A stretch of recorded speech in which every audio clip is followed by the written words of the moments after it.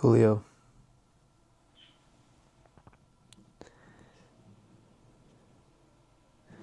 All right, I just got this hotspot because when I was on the go and I was driving, the video kept losing connection, and it was pretty annoying. So I'm about to leave to go hang out with my mom. Yeah. It's raining, so we're gonna get some soup. But she's with her friend, so I'm gonna just meet her over there. But I was gonna chat a little bit about this tournament that I just played with Dave. Should I do a wide lens? Oh, this is fine. And we'll see how this goes.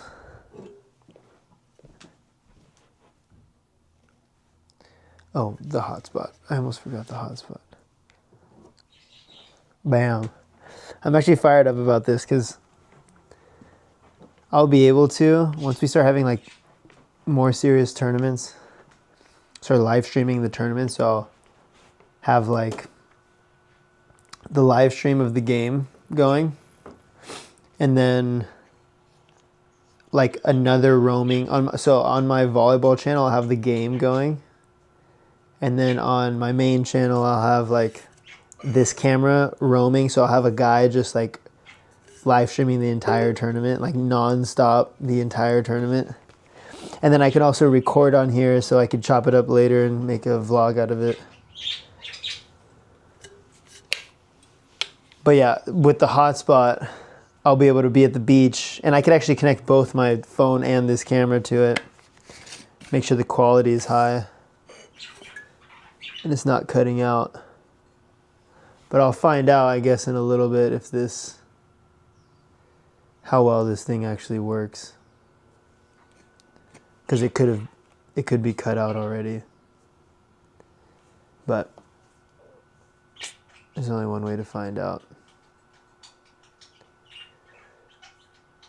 And I think I do have the chat open, so if you guys want to like message something, just let me know. It could be cut out already. But so far it's looking like it's working. And the funny part about this is like there could be nobody on and I'm just like insane talking to myself. But you know, at least I feel like I have somebody to talk to.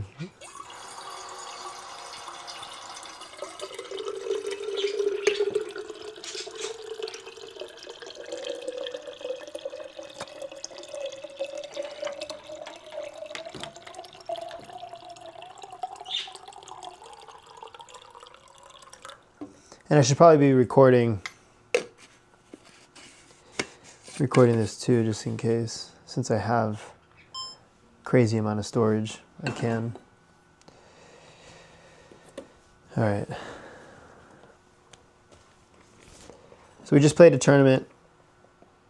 Played with Dave. It went pretty well. We got second. We got kind of beat pretty bad by Lev and Dylan Merrick, if you know who those guys are. They're kind of kooks. But they play together a lot, and I guess their chemistry is pretty good. So I'm just putting my shoes on. But the tournament, most of the tournament, Dave and I were playing really well. And then it got kind of windy in the finals. And we just, couldn't handle it. You know, our chemistry wasn't completely there yet. I mean, it was our first time ever playing together. First tournament ever. We hadn't even peppered together, touched the ball together, hadn't really talked more than like a brief like minute or two.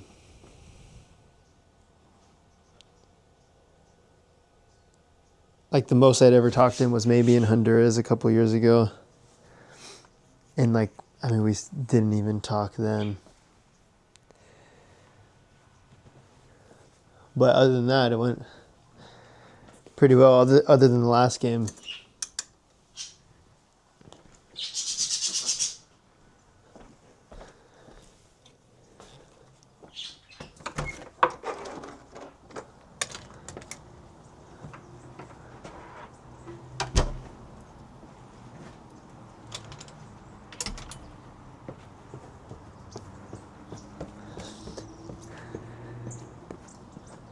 Oh, where's my car? Oh, there it is. Yeah, so Dave is a big blocker. He's like 6'8", which I love playing behind big blockers. I feel like I've done the best playing behind a big blocker because it just makes defense so much easier, and I feel like I could run a lot of balls down and just like dig a lot if the blocker's doing their job. And I'm not like super physical, like I mean I can hit, but that's definitely not my strength. My strength is defense, well at least it should be. My strength is defense and like ball control, so I need somebody else who has the size to make up for my weaknesses. So I won my first open tournament actually ever with a guy who was 6'11", Sean Dennis. First ever open win against Cody Caldwell and John Ferrari. 6'11", and then I won another CBVA Open like a year later with Nolan Flexen, who's like 6'8", 6'9". So I've always done pretty well against or with big blockers, massive blockers.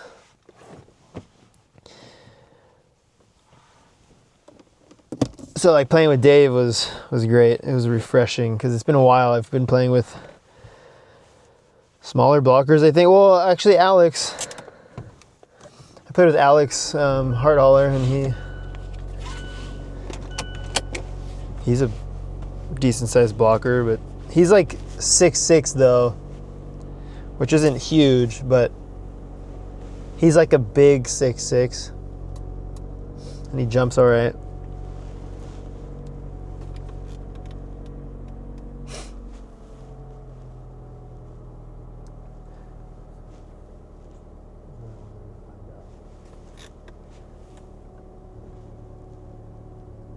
So, yeah, the tournament. Oh, here we go. I got some questions here. What are some reflections you had on the final match? Dude, wind ball, if you're not used to it, like, sucks. Completely sucks. Especially, like, Dave and my chemistry just isn't there. So, like, all this, there's so many scrappy plays in wind ball. Because it was pretty still most of the day. And then it just, like, randomly just got really windy and was raining a little bit. So, like, we were used to setting high, hitting hard. And then we couldn't do that. And Lev and Dylan, if you know who they are, Lev Prima and Dylan Merrick, they've played so much together. So they were, yeah, like all those little scramble plays, bad pass, maybe like off the block, just tons of stuff like that. They were solid on and we weren't. So that's my reflection on the final. Did you watch it? It looked bad. But we weren't really too concerned because we played well and we understood that like the chemistry, that was like the main issue.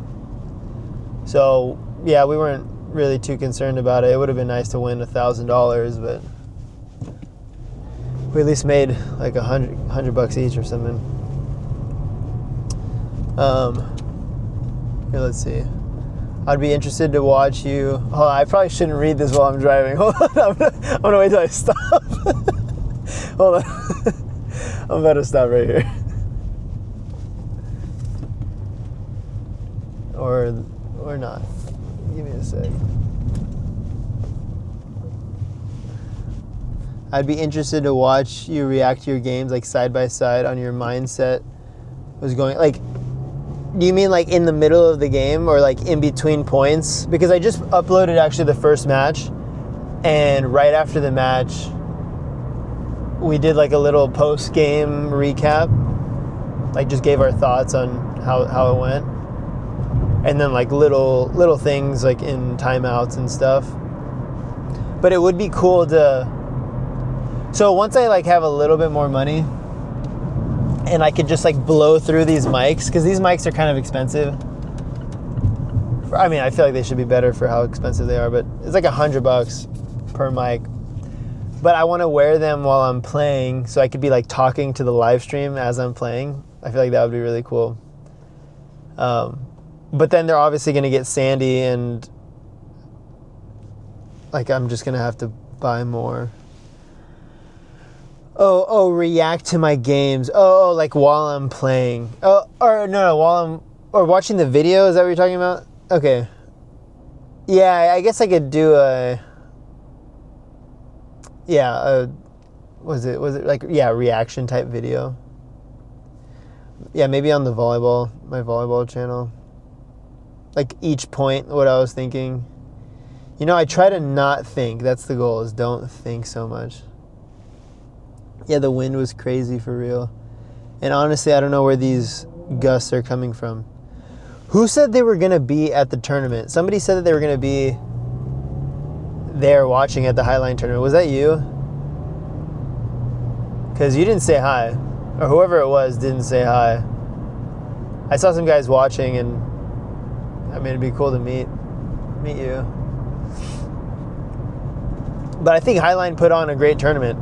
Like, great showing. There's good teams. There's better money than CBVA's. Like, yeah, I mean, it doesn't need to be super crazy. Like the AVP does a little bit too much on their tournaments.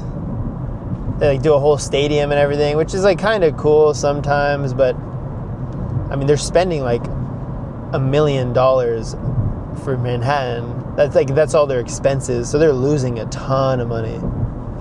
But like, we don't need that. It's like, just get some food down there on the tournament, get fans there, like food, music, volleyball. Like, that's all people really need, and we could have a pretty good time. And if there's more fans that come and they're having a good time, then the sponsors will come. And if the sponsors come and money comes, then the like better players will go. So I liked what Highline was doing with their tournament. I want to, help out in any way. I was talking with the owners. It was a great tournament. We played full matches. Like, CBVAs are terrible. You do 1 game to 21 per match. It's just one set. You only play a couple games and you go home and make no money. Even if you win a CBVA Open, like, sometimes they give you $200 for the team, which is so gay. Like that pays for your entry fee, and like barely. But this was $1,000 for first, which is like not incredible. I mean, but it's pretty good for just like a small tournament that was put on last minute, or at least that I heard about last minute. So I do recommend playing and going to watch those Highlines. But I just edited 2 matches. I posted 1 on my volleyball channel, did a couple highlights, and so I'll probably be posting in each match over the next few days. And I threw in like extra clips, like just like random little stuff in between points. Maybe something interesting happened. Post-game interview. You got to stick around for the post-game interviews. I feel like those are kind of interesting. But Dave and I got along. Like, I think our just chemistry was good. You know, we didn't freak out when we were down. Like, there were situations when, we were losing. We were just like, things weren't going well, and I thought his attitude was great. You know, he he didn't flip out, which has been honestly a problem that I've had with certain partners. I didn't realize this when I first started playing beach volleyball, how important somebody's like mental game is. Like, it's way more important than indoor volleyball. Indoor volleyball, you have a team, 6 guys. You can kind of like, if somebody's not playing well, there's not as much of a burden on them. Like, it doesn't feel like it's all their fault. But in beach volleyball, it's pretty clear whose fault it is.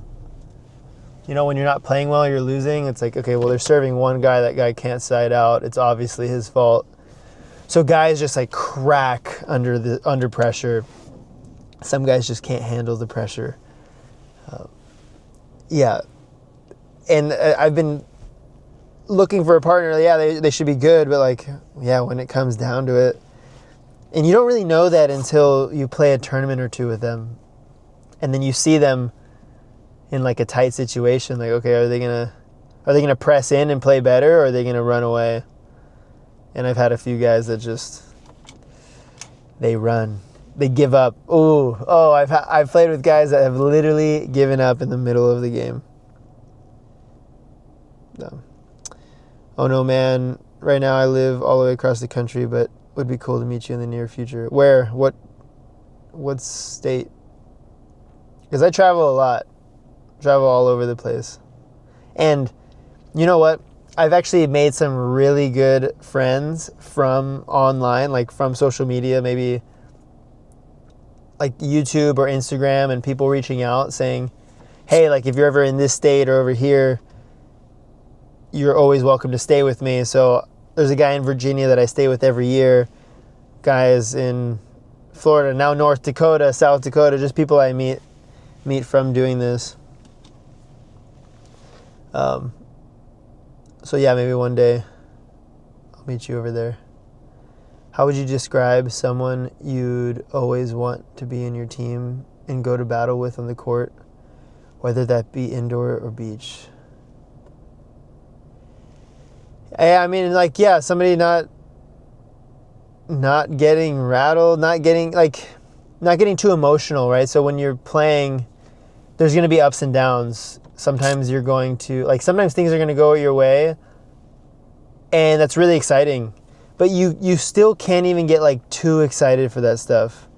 Because if you get too excited, then when things aren't going your way, you'll get too sad. So, like, just staying neutral, like, taking care of business like it's a job.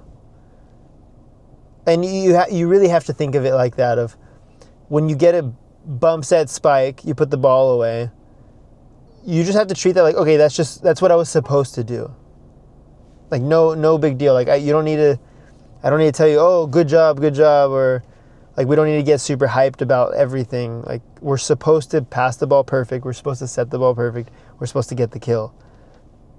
So I like playing with players who just understand, like, okay, this is just my job. It's not a big deal. I've been here before. Now, if you do something really cool, then yeah, we could celebrate. But when things aren't going well, like, we need to be neutral. So that's who I want to play with. Guys like that for the pressure. And then, I mean, other than that, just like guys who are comfortable with the sport, comfortable with the game.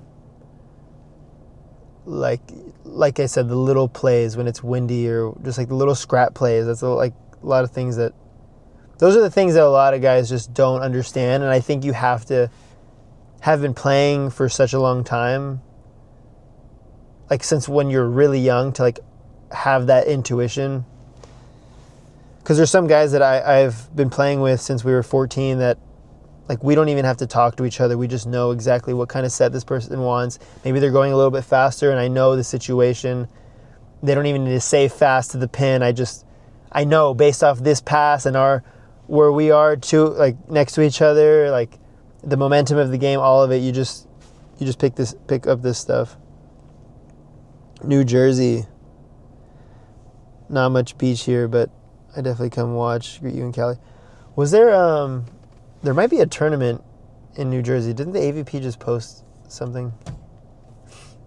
AVP posted their schedule, and there's a chance there's a tournament over there. Let me check right now.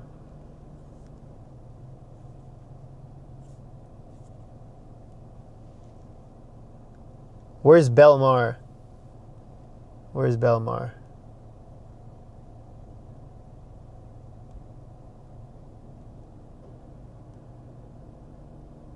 Belmar, New Jersey. Yeah, we're going to be over there.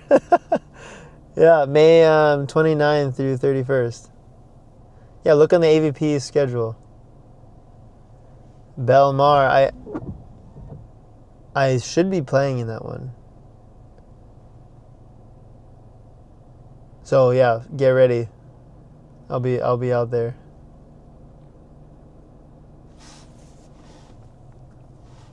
So this summer, the plan is to go to like Europe, Australia, China, all over the place, and really like international tournaments is more of a priority for me than the AVP. Like AVP is cool and all, but like my heart's for the Olympics. So that's really what I want to do. Okay, I'm gonna go inside. This is gonna be maybe a little bit awkward. I haven't done this live streamed in public, but I'm gonna go get food with my mom, and I feel like it'd be fun to walk in with the stream going. But it's also kind of weird, like just talking super loud like you're on the phone. And yeah, I think I can leave that. But here, I don't know why this thing isn't.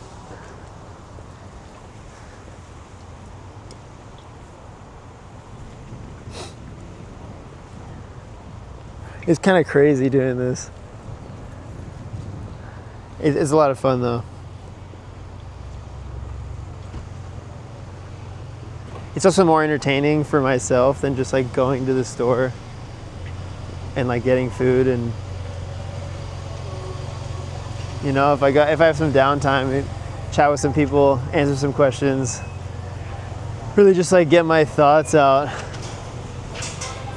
because that's a lot of what it is. Because I'll journal all the time, and like literally like not to like it's not like a diary to like record, oh, this is what happened today, this is what happened today, but it's literally just so I can process some things. Because once you get it out, it's pretty much training yourself to like think, journaling. Yeah, let's switch this camera around. Oh yeah.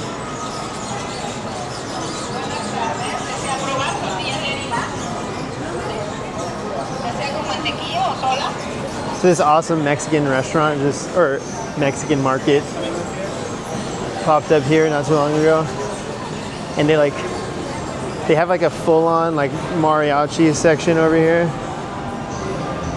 and they'll play music super loud, and it gets pretty lit. But I'm looking for my mom. Maybe I should just post up and talk to you guys. Where the heck is she?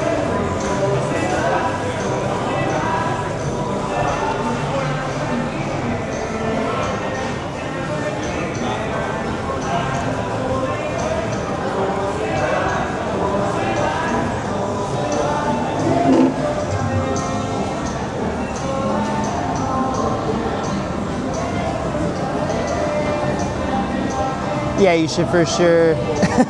What's your name? Or because I'm not gonna remember your username. That's like kind of crazy. NXZADG. Yeah, you should come up and at least tell me your name. You know, it's actually not as awkward as I thought just being out here. But please ask me some questions, because I don't want to just like run my mouth for no reason. And if the music is too loud in here, just let me know. Or I can actually turn on. Oh, there we go. Oh, cool. Hopefully that drowned out some of the music. But it's actually kind of, it was really awkward walking in here at first, but then you just get over it, and It's kind of funny seeing videos of people talk to a camera because it's like you're not talking to anybody. You're just like an insane person, and nobody sees the people I'm talking to. But it's kind of the same thing when you're like on your phone, like FaceTiming. I actually want to find out where my mom is right now.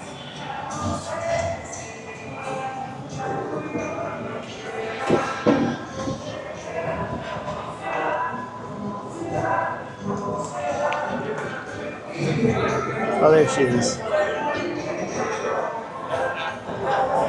Damn.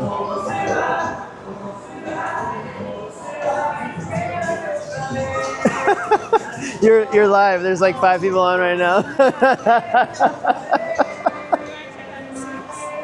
Check out what? Soups. All the soups. You want soup? Yeah, sure. She's getting that one, the carne and soup. Okay. Huh? Bring the carne and soup. I don't know. It looks scary to me. The soup or the meat? What is that? What is it? Everything in it. Anyway, that's like beans. You got one of those? No, she got one. Oh. And I'm trying to decide still. She finally decided on that. But this is what we're looking at over here.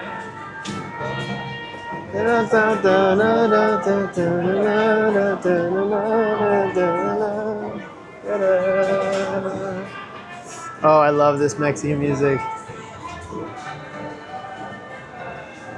Makes me feel like I'm at home over here. Look at all these soups.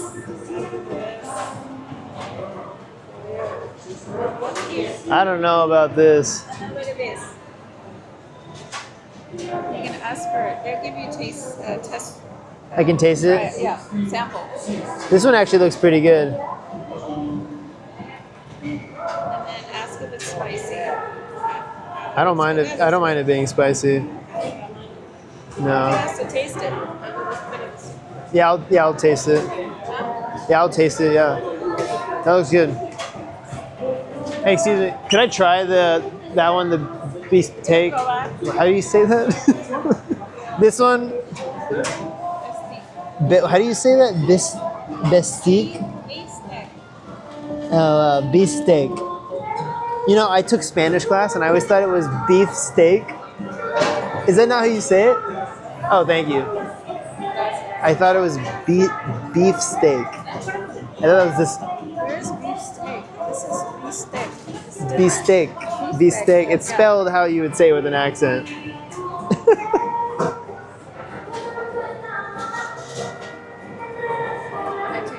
Yeah, you can try it.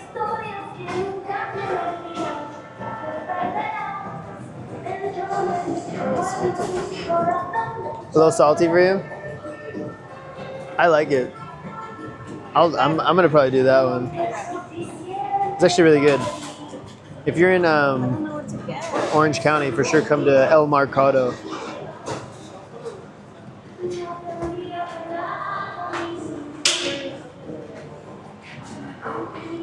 I don't know about that.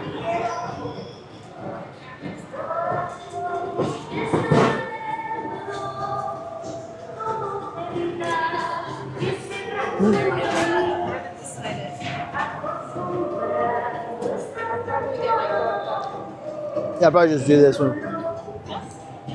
Could I do how do you guys, you just do like, is We do a Is it plate with rice and beans, or just by themselves, and a smaller or large. I'll do a plate with rice and beans. Rice and beans? Yeah. The bistec ranchero? Yeah. Can you get a phone number for the order? 9 for 9, 949 533. 533. Oh no. Hold on. I'm on live stream right now. I don't want them to know my phone number. And your name.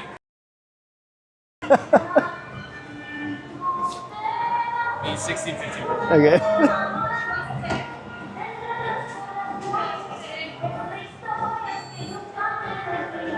Thanks. No worries, bro. Order number is gonna be 119. Okay. We'll shut it out when it's ready. Thank you. No worries. Bistec combo, please.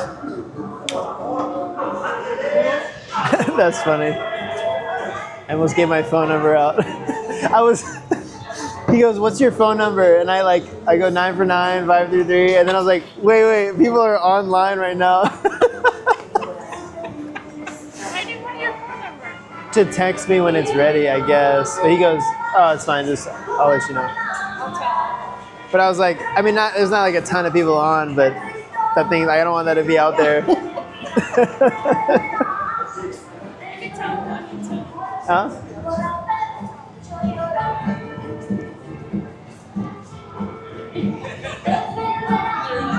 All right, see ya. This in SoCal, yes. Yeah, we're in Costa Mesa. Costa Mesa, there's like a huge Mexican market that opened up. Or I don't know, I say it's Mexican. It's all the same to me. Even though I'm Mexican, but I'm American actually. I'm American. I just happen to be a little brown. My ancestors are from Mexico. But yeah, they got tortillas, they got nice Mexican bakery, some good food. It's really like, I love the mariachi music. The mariachi music, I love it. Something about it. Just the live music, and the guys will just like, the Mexican guys with the sombreros, they're just like belting their voices. They're actually all super good. They're really good at singing, but actually at Masters at my university, they would have mariachi come, and they were like the creepiest dudes, just like looking at all the girls walk by. Come on, go on. I don't want to, Mom. My mom is so camera shy. Mom, are you just walking back and forth? Okay. Yeah, at Masters, yeah, they're just the mariachi were a bunch of creeps.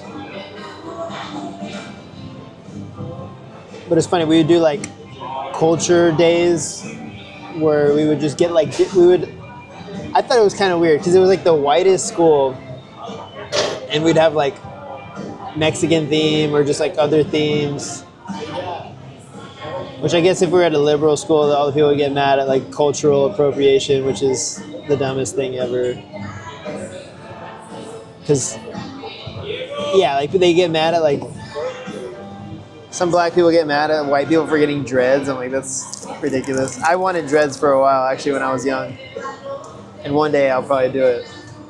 Maybe not. I gotta do it before. Yeah, thank you. Enjoy, man. Thank you. I gotta do it at a time in my life where I'm like away from everybody. Because good luck getting a girlfriend with dreads. Imagine that. Imagine me with dreads. Jeez.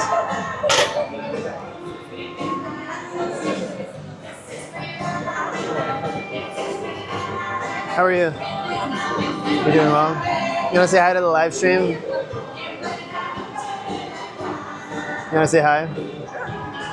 Hi everyone, we're having some great food here. Look at this. Oh yeah. This is the new thing. All the young people are doing live streaming. Is that right? Yeah. It's actually like getting really big recently.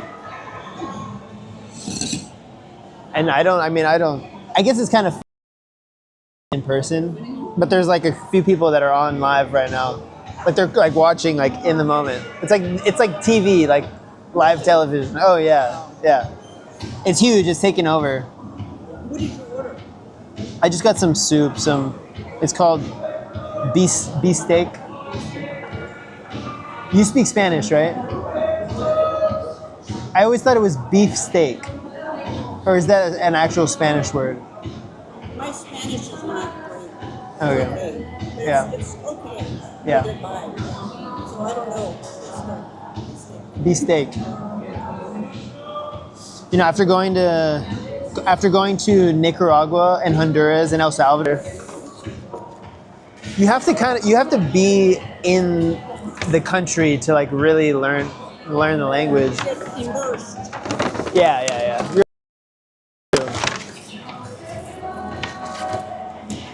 And it's just like thinking about it when you're in another country for like a couple weeks. Usually it takes a few days for my mind to like start thinking in Spanish.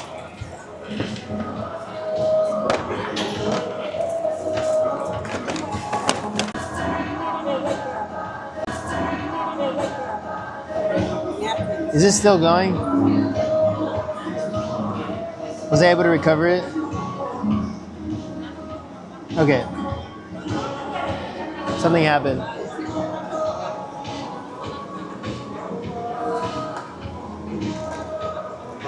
Okay, so when we were in El Salvador, our phones died. We got lost in downtown. There's like we were trying to charge our phone, going around to different restaurants and asking them like we had our phone charger, and they're like, oh, we don't have an outlet. Like a lot of places didn't even have outlets or anything. Yeah. So, and the worst part wasn't even that we were lost. The worst part was we had a game that was in like an hour, and we had to call an Uber to get over there. And we actually got there 1 minute before the game started when we were in El Salvador. Lost in the city. We're rushing, scrambling, trying to charge our phones to call the Uber. The Uber couldn't get to us in time, and the roads were all like messed up, and nobody was letting us charge our phones. I mean, nobody had outlets. The restaurants and businesses didn't have outlets. And then we had a game coming up. We called the tournament director saying, like, hey, we're gonna be late. Can you push the game back? And the guy says, no, you have till this time to get here, you're gonna forfeit the match. And this is like the semifinals it was like semifinals of this like international tournament. And so we finally get the Uber, finally charge our phones. We get in it and we're telling the guy like, you have to get us here as quickly as possible. So he starts driving like on the wrong side of the road, running red lights, like honking at people, just going around. And he gets us there on time. Yeah, in El Salvador, yeah. So we had 1 minute.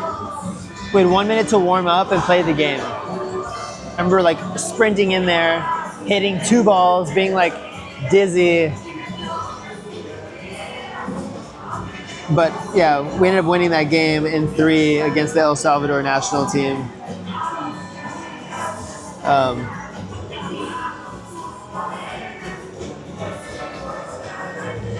But then we got destroyed by Canada in the finals.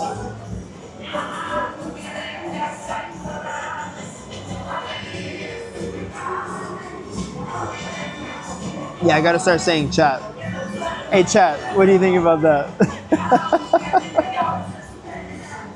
I did that on a vlog.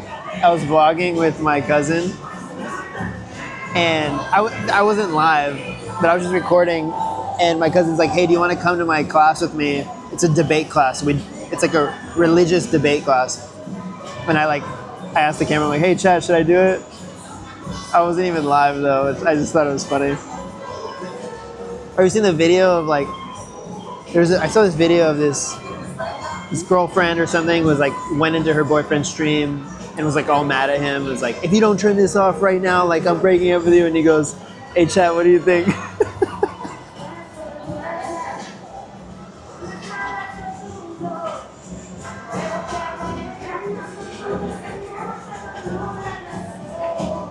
Is it weird that we have people watching right now?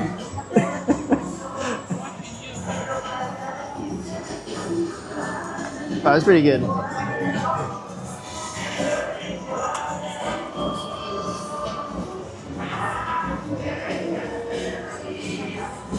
Let me know if there's anything you guys want me to do. Like, okay, I guess I can talk about my plans with live streaming. It'd be fun to just like be in Europe, like when we go to Europe playing tournaments, just like be over there and like showing like what it's like.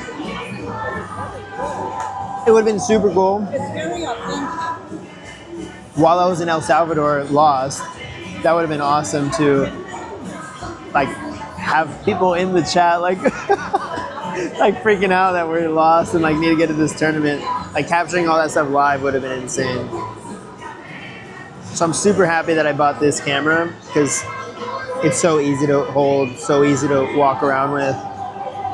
And it's just like the battery life is great. I can record all of it. And it's like pretty high quality stuff.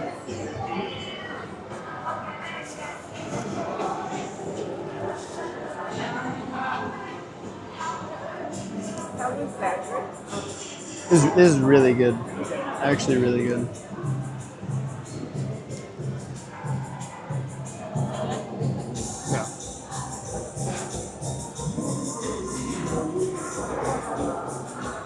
But there's this like, it's a weird feeling, like feeling like you need to entertain people that are watching.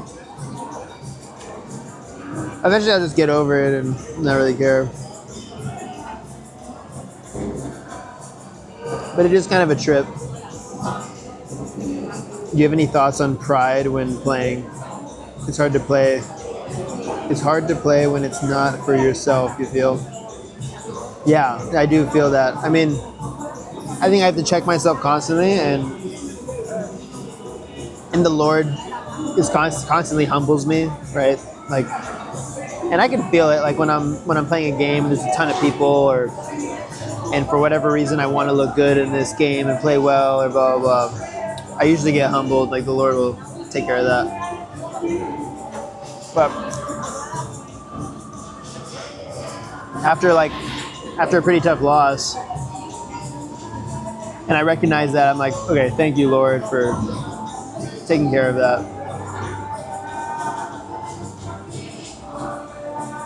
But yeah, you just kind of, I mean, I'm just kind of over the whole, like, needing to win thing. Like, it's kind of weird because you don't want to, like, give up. You don't want to not care. You still should care, I think. It's just, it's pretty tough to do it in a godly way, you know, like putting your trust in the Lord that He's like no matter what happens is according to His will, and it's actually a good thing. But I guess just over time, I've seen so many times that things have gone bad in my life, like things that like seemingly have gone like the wrong way, and then like later I end up seeing it work out for the good. Right, like so many things. Like the Lord always provides. He always takes you where you need to go. He always introduces you to the people that you need to talk to. He always provides the money that you need in just the right time. Like I said, there's been tournaments that I really wanted to go to for ministry opportunities that I didn't get into, lost the games, and the Lord ended up just like getting us in there because other teams dropped out or whatever.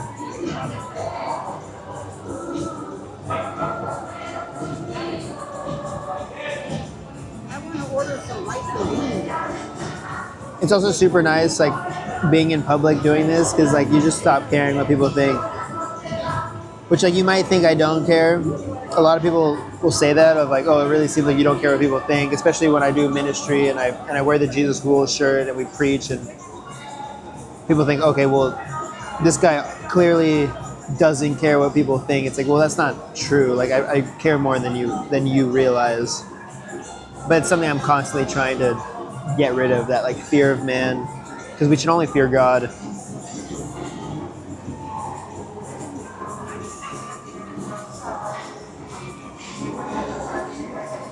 But yeah, it was tough at first when I first started wearing the shirts.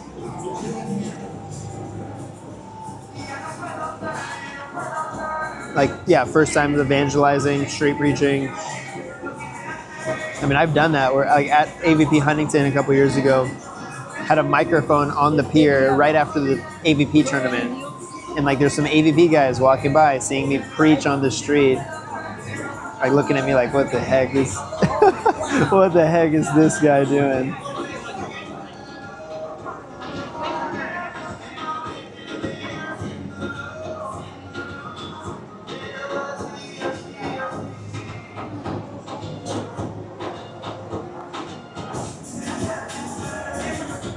I'm eating soup with a fork. Do you have I should have got a. Oh, thank you.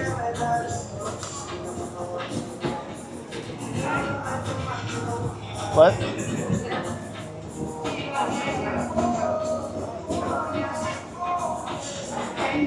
Hey, chat. You gotta give me something. You gotta give me something. I can only talk to myself for so long. Or you can just watch me eat, which I'm completely cool with too. It's crazy that people get paid for this. Just like eating food. Or there's a guy that, this is actually kind of smart. This guy delivers packages for Amazon, and he'll just live stream the whole thing, and he has like 100 people watching him deliver packages and just chat with them. And like half the time you're not even in the car when you're delivering packages. But this guy's probably making good money from that. Josiah, if you're watching, you should probably do that. Because I was delivering packages in North Dakota with my friend. And I was thinking like we could probably live stream this.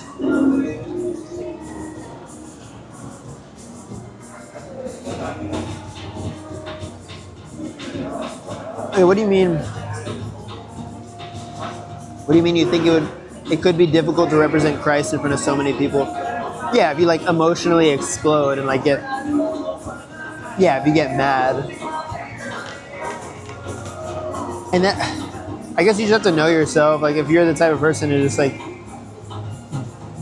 explode, get really, like if you can't control your anger, then like probably you shouldn't be wearing a Jesus Rules t-shirt.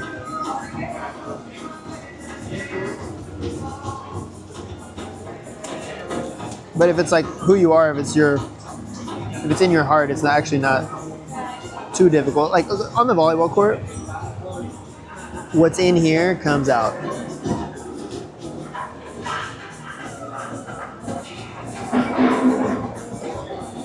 Like you can't hide what's in your heart when you're playing volleyball.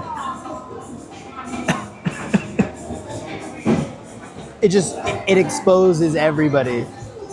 Exposes everybody. A lot of guys say, "Oh, I'm a Christian," and then when they're on the court, you see what's in there. And I'm not saying they're not, but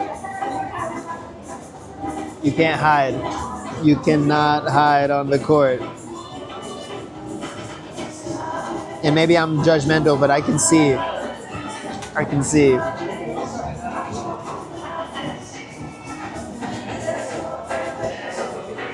And other people can see too.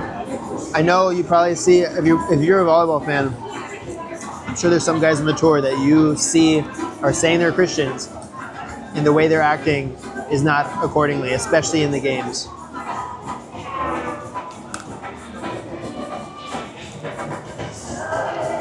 So part of it is like, you really can't care too much about what other people are thinking. Like, especially non-believers, they're going to try to find every fault with you. So, like an example is, sometimes the refs will make a bad call. And I think as a Christian, you should hold the refs accountable. Like, and I do this, when the ref makes a bad call, I go up to them, I'm like, hey, that was a bad call. It's not a personal thing. I don't overdo it, try not to be disrespectful. In the end of the day, it's their call, and they're really doing their best job. But you have to let them know, like, they can't get away with just like, they have to take their job seriously too, because it really affects us more than it affects them. So like, yeah, you can go up to a ref and say, hey, like that was a really bad call. Like you can't be doing that. You can't be making those mistakes. But then like drop it. Like don't hold a grudge. Like I played with Devin Berkey in Laguna a couple years ago, and he was like cursing out the ref. we had the same ref. We had the same ref for like 3 matches in a row in AVP Laguna. I was playing with Devin Berkey, and he just kept he was just ripping into this ref, like cursing at him, telling him, "You suck. You don't know what you're doing." Like some fans were saying, "Hey, be more respectful," and he's like yelling at them, like, "Shut up."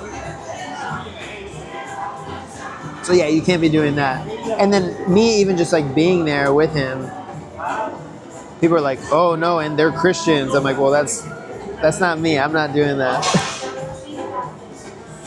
And you should be careful with who you associate with, like who you're friends with. The Bible talks about that.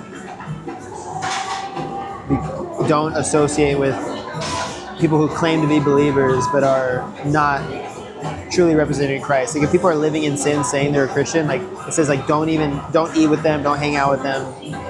As tough as that is sometimes, you want to be gracious, but if somebody's just like straight up living in sin, not being a good representative of Christ, like you gotta cut that off.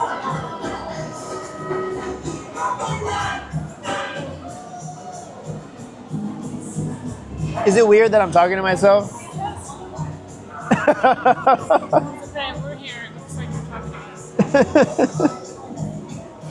Well, I can talk to you guys if you want to be in it.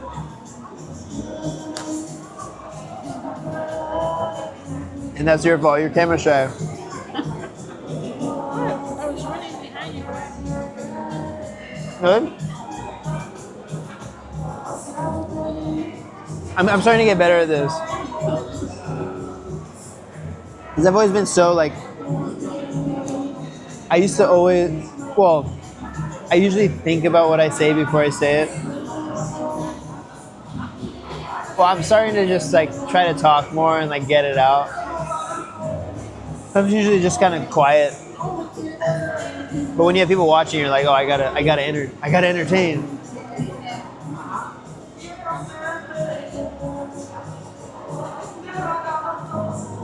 It's really a practice thing. Hopefully my communication gets better.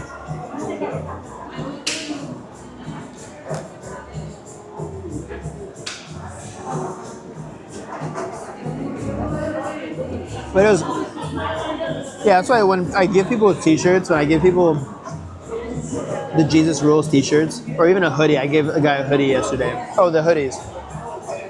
Go check the website and get a hoodie if you want. These are like the most comfortable hoodies I've ever had.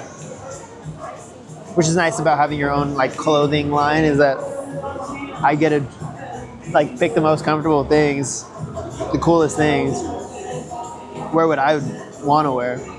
Anyway, I gave this guy a hoodie at the tournament. He was like, hey, nice hoodie. I was like, hey, I'll give you one, but you have to, when you wear it, especially when you wear it, you have to be a good representative of Christ. You can't just, you can't be living in sin. You can't be cursing people out. You can't be like, it's going to hold you accountable.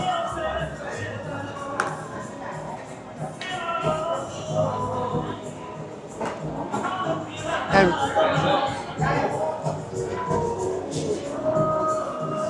yeah, I should put like a warning or something, like a warning label on the tag. I feel like that'd be kind of cool. Put a tag back here and it says like warning, like when you wear this, you will be judged. You will have people coming up to you, cursing at you. You will have people praising you. You will have more eyes on you. So don't take it lightly. Count the cost.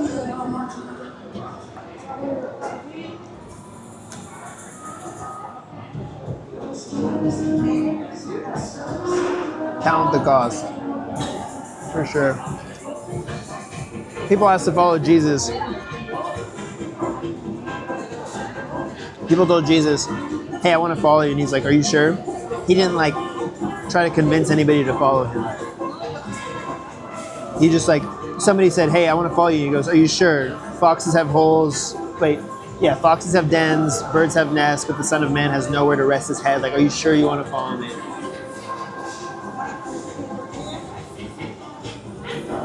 I feel like that's how we should be as believers, like not trying to convince people. That's what this guy commented on my YouTube the other day, saying like, give me proof that God exists. I'm like, I actually feel zero need to give you any proof because you don't want to know. Like, I'm not here to convince you. I'm here to preach the truth, and if your heart's ready, if you want to follow the Lord, like you'll receive it. I'm not gonna make it nice for you. I'm not here throwing pizza parties to manipulate you into becoming a Christian. I'm not here to manipulate you. I'm here to tell you the reality, and it's gonna be the toughest thing you ever do is actually live for the Lord, but it'll also be the most exciting, most fulfilling thing ever. The Lord asks for everything. He wants not just part of you, He wants all of you. But what people don't realize is like when you give Him everything, He can do so much more with the little that you give Him than you could have ever done with it. And he gives you back like 10 times, 100 times more than what you had. And that's even, I need to find the Bible verse, but it literally says, I think Jesus literally said, they'll be given like tenfold on this earth and in the life to come. In this life and the life to come. So you don't realize that. Like, you give up your friends, you give up your family, and the Lord gives you back 10 times that on this earth and in the life to come.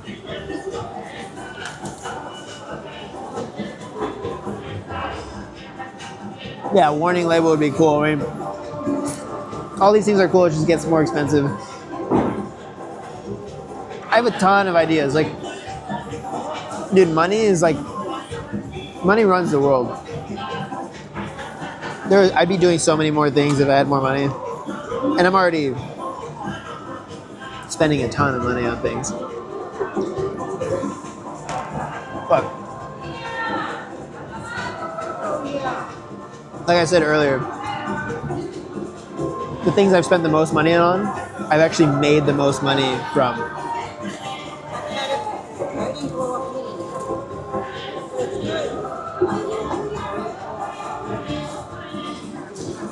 But yeah, we're going big time, baby. We're going big time. I've always believed this. When, like 7 years ago, when I first became a believer, I woke up in the middle of the night, 3 a.m. I woke up in the middle of the night, 3 a.m. All I could think about was like doing YouTube, and I thought this was like a sign from God or something. And one day I'll like clip that video, but I literally sound insane. Like, who the heck wakes up at 3 a.m. and is like, God told me to do YouTube? Like, it could have been anything. And I mean, dude, when I was 18, I like didn't even know how to read practically. I was fresh off the drugs.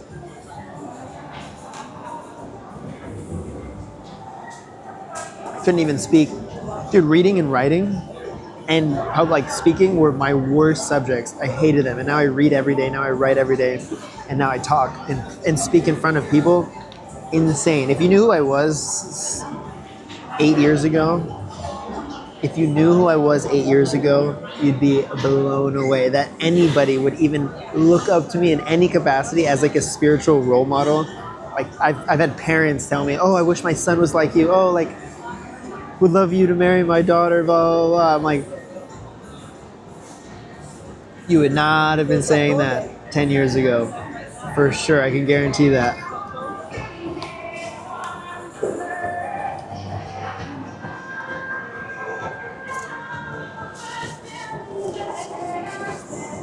But that's always an awkward thing. And some parents like, oh, like, let me show you my daughter. Let me show you a picture of my daughter. It's like, that's so, what do you say? Because like, I don't know, I'm pretty picky. And then they show you a picture like, yeah, she looks nice. She looks like a sweet girl.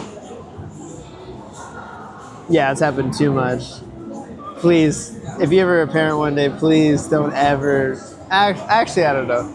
I feel like guys can do it. Guys can receive that more. Guys are gracious. Girls are harsh. Women have no mercy. Men are nice. Yes, sir. The verse was Matthew 19, 20, 29. Looks like you got a bit more time to. Matthew 19, 29. I'll look it up right now.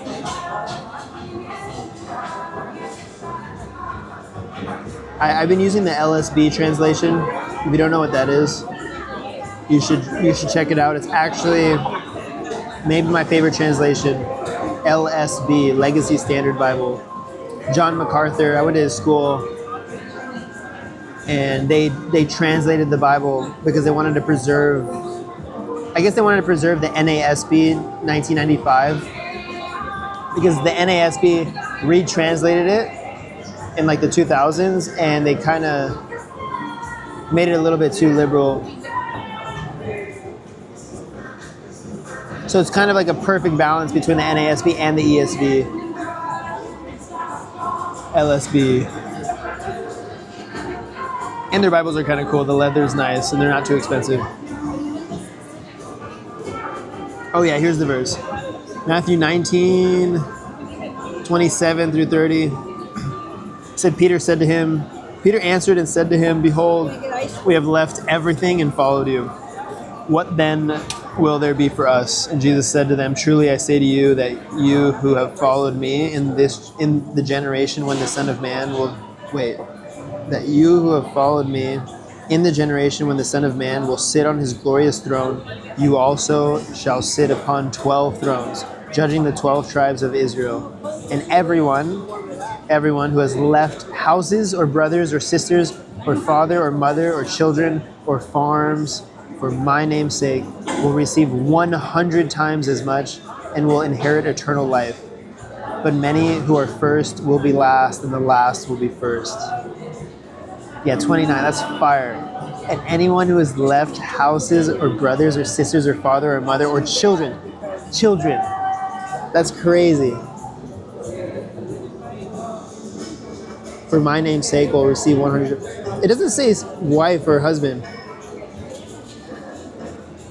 Will receive 100 times. And then there's the other verse where it says, if you don't hate your father and mother, you're not worthy of me. You're not worthy to be my disciple.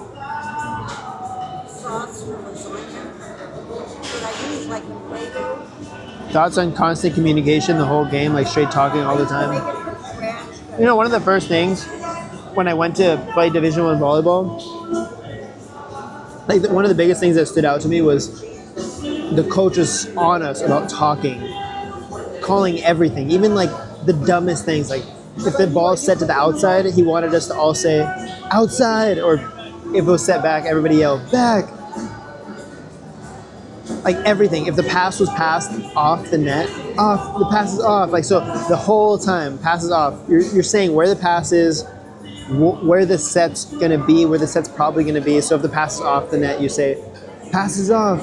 Set's probably gonna be high, or like high set. Be ready to triple. Like just constantly talking, and that's something maybe we could be better at in beach volleyball.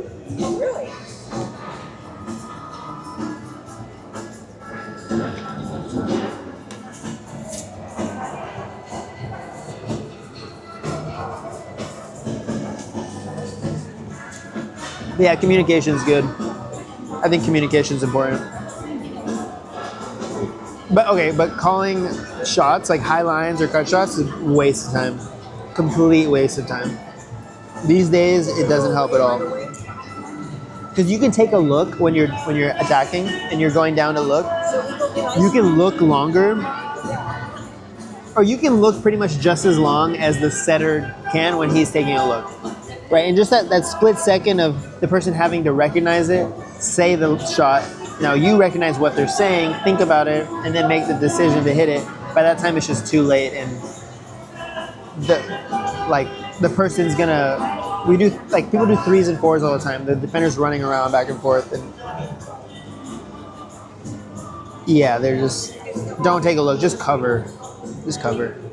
Are you guys heading out?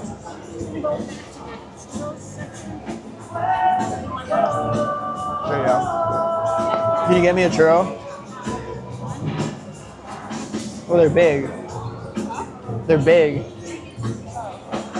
Or just get like 7. Like the pack of 7. No, there's like, they come in 7s, I think. Or 4s.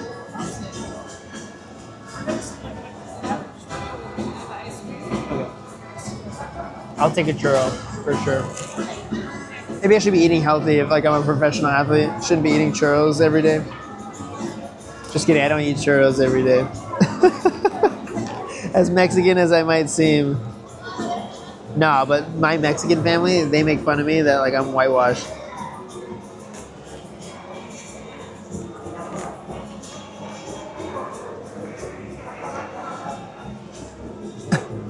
I would go to like family gatherings, and I grew up in Newport Beach, so like we would cuff our pants and just like, yeah, just dress like white people, that's just kind of what I grew up in. But I go to my family's house, and they would all make fun of me because I didn't have Jordans on, I cuffed my pants. They're like, "Where are you gonna go on a boat? Like, is there a flood?"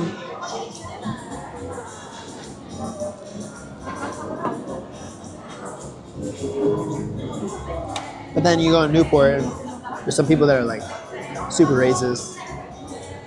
I'm not the one to like care too much about that stuff, but you'd be surprised. There are neighborhoods that don't let black people live in Newport Beach or Laguna Beach, or I won't give specifics, but that's still a thing.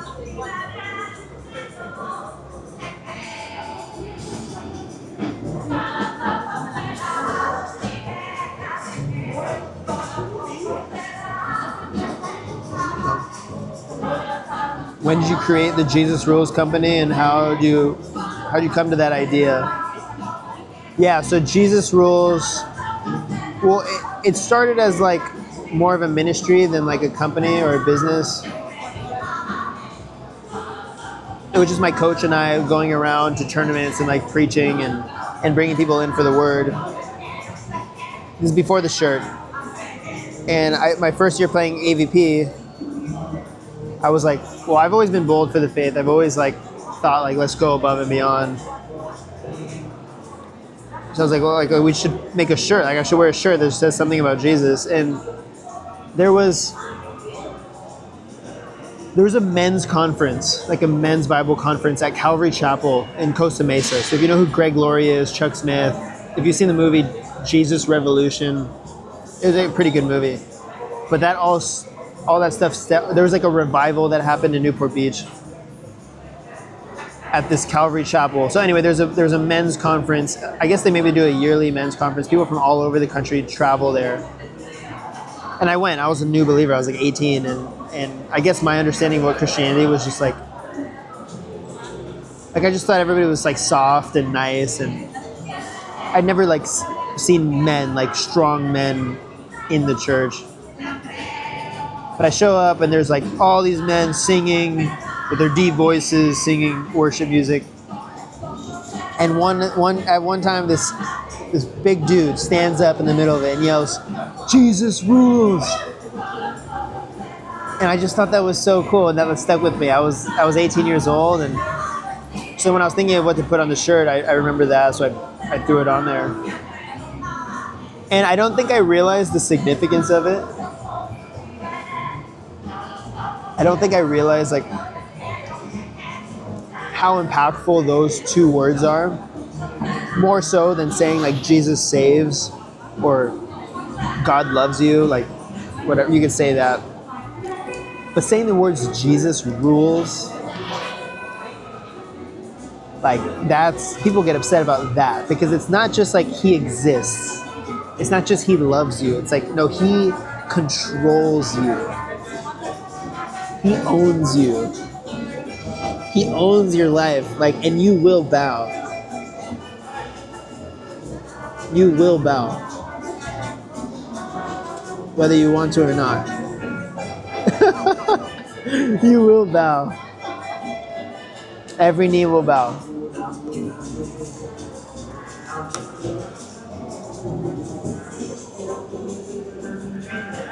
And maybe that's why people get upset. And we have people in Laguna Beach constantly yelling at us, walking by. There's a bunch of homeless people in Laguna, and they'll walk by. And they all want to say they're God for some reason. A lot of them will say, "Oh, I am the Messiah. I am God. Your Savior has come."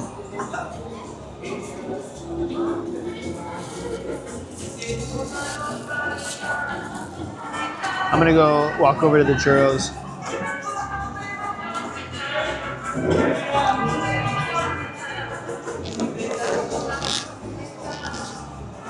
But I also recognize that the design that I made, the original design, Jesus Rules design, is really not that cool. I think it's cool, but it's not like a trendy type of thing. Yeah, I'm gonna try to do this.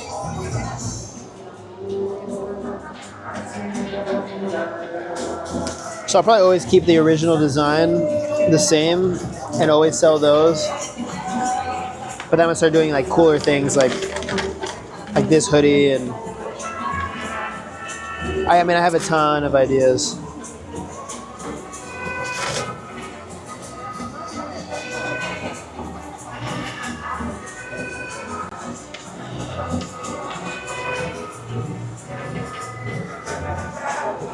Bear with me for a little bit because I'm not going to be.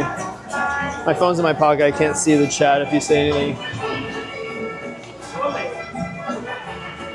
But this camera's nice because it's like so much more low key than like a fat camera. Because I was carrying around like a big Sony camera with like a fat lens and a big microphone on top. But this one like is way more chill. It's like stealth mode.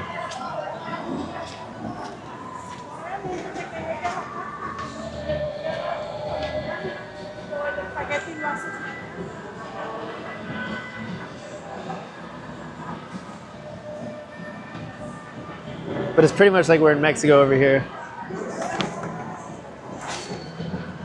I need to throw this away.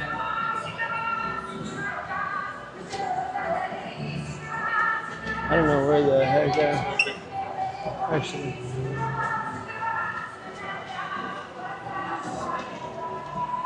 You guys gotta stick around for the churros. You gotta stick around for the churros. Oh yes. Oh yes. There's this champurrado. Wow.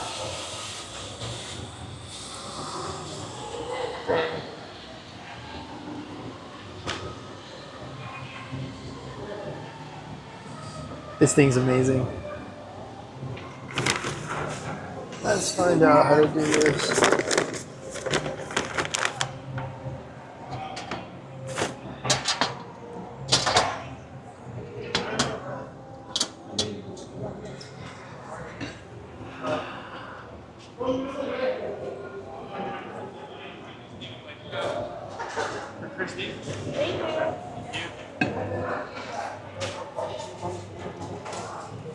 Wow.